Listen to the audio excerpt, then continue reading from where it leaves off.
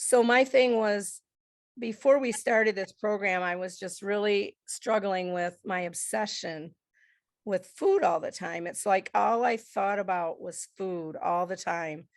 What am I going to eat next? What am I going to, what am I going to have? I mean, I was thinking about what I was going to eat all the time. And not always good food either, it wasn't the best things in the world. And it's like I had said that when I used to smoke, I used to think about that next cigarette. When am I going to get that next cigarette? It was the same way with food.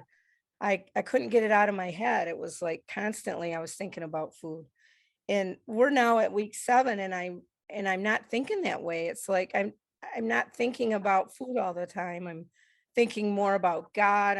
I'm thinking about how blessed I am to have certain food in my house. Now it's like, I'm looking at food so differently, where before, I was thinking about that next sweet treat, or now I'm like, oh, a banana, yum, or an apple, or whatever it happens to be. I'm not thinking about food nonstop, but if I go to eat, I'm just eating because I know it's good for me and I know I'm pleasing God in it too, where before I was pleasing my flesh, Yeah. you know, and my lust. And so my obsession with food was really bad. It was really bad. I mean, I was desperate, to be honest. I was desperate. And I know that God sent me here for that reason. He knew I needed to get over this obsession.